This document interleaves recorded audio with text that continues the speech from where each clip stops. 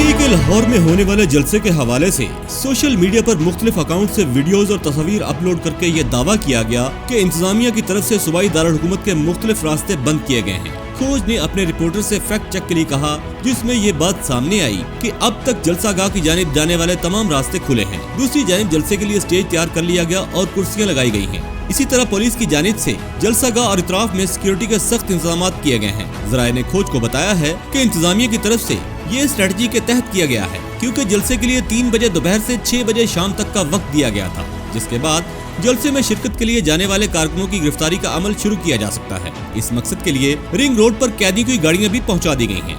जबकि आज होने वाले पाकिस्तान तहरीक इंसाफ के जलसे के लिए कारकुनों की आमद का सिलसिला जारी है। हुकूमत पंजाब की जानिब से गुज़िश्ता रोज पाकिस्तान तहरीक इंसाफ को मुआशी मंडी काहना में जलसे की इजाजत दी गई थी। जलसे के लिए मुख्तलिफ शहरों से मौसूल इतलात के मुताबिक पाकिस्तान तहरीक इंसाफ के काफिले लाहौर की जानिब अब तक रवां दवा ही हैं। खैबर पख्तूनख्वा से PTI का मरकजी काफिला वज़ीर आला अली बिन गंडापुर की क़यादत में अभी रास्ते में ही है, जो कि अज खुद एक अचंभे की बात है। सियासी तजियाकारों के मुताबिक वज़ीर आला KP जानते हैं कि जलसे के लिए 3 घंटे का वक्त दिया गया है, लेकिन वो अब तक लाहौर ही नहीं पहुंच पाए। इस हवाले से ज़राए का दावा है कि PTI के लाहौर जलसे के लिए KP हुकूमत के सरकारी वसाइल का इस्तेमाल भी किया जा रहा है। रेस्क्यू की गाड़ियाँ और क्रेनें भी साथ लाई जा रही हैं।